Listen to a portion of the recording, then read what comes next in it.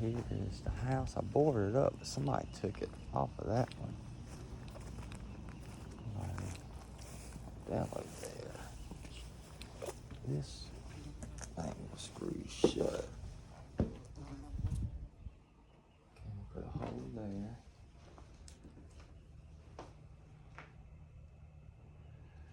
You see my plywood is still there.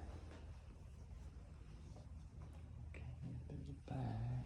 My plywood's still there.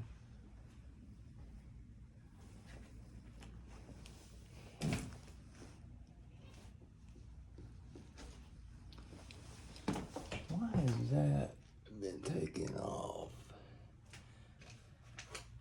You can see it's still scorched. In the rain. In the rain. But you see where the trusses are charred. They have been burned.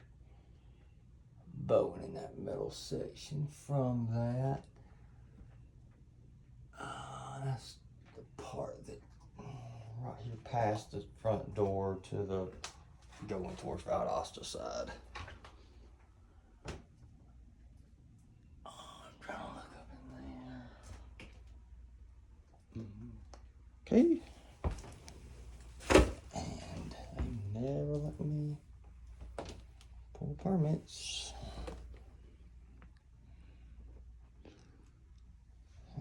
I need to pull permits. Just over time. That's from Elbert's. From the area where it caught fire and didn't get properly reburned. See, that's the. And you see the trusses are charred. Right there. They didn't even paint them back. See, that's where it's rotten, where it got charred. That's why it's bowing in the house right there. You see where that truss is charred. Okay, so you see that. So a lot of this points to the fire. The fire is the cause of all this. Then you look down there and that plywood is charred from the fire. So the issue is the fire, because the rest of the house is semi-okay. And yeah, I could build it back, but Tom Lehman wants us to get this thing demoed as quick as possible so they can just bend the narrative or the truth or whatever. Because as long as this house is up, the evidence is obvious that the fire caused a problem to the trusses, which caused the roof to bow, which caused leakage and other stuff. And so I just stepped out of that door, and you see where we were in that bedroom. When you step back to look, and somebody has pulled it, but when you step back and look, okay, so we walked in and walked down that hallway and walked around there with the roof system slightly. Wait, hold on, that was a bad example on my part. It slightly bows in the center there. That's where it caught fire at. That's it. It kind of warps. If you see right there, it goes in and then humps up and then goes back down. In that room, that's where that truss is. It's weak. That's why it's bowing down right there. So it's only about maybe 3 trusses that need to be changed. But it's the fire in the attic that wasn't seen about. And you see I put plywood up to try to keep people down. That door was screwed open, but it got kicked open. And the plywood was around here and then on the back side when we went inside the house. But yeah, a lot of this has to do with, well, they don't allow me to pull permits on it at all.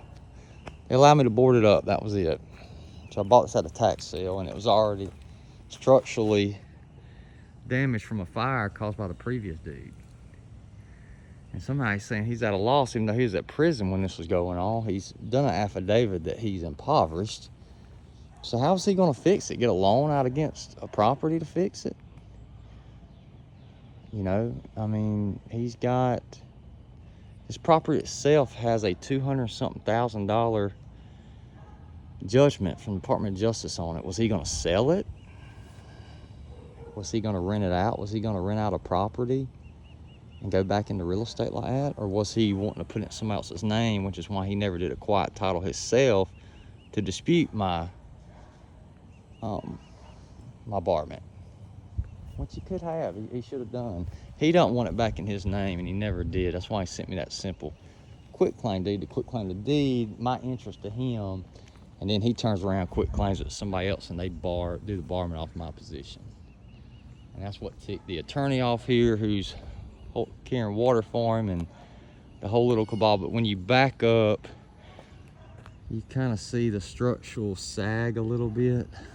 Will not my finger ruin it. See where it kind of dips, bubbles back up, dips in, and then kind of goes back. So anything that made that house unlivable was initiated by him. It wasn't because I let the grass grow for a few years. It's been like this. If anything, I boarded up and made it where at least a little hard for people to come in. But I haven't impeded him from coming up here and working on it. He could have worked on it himself.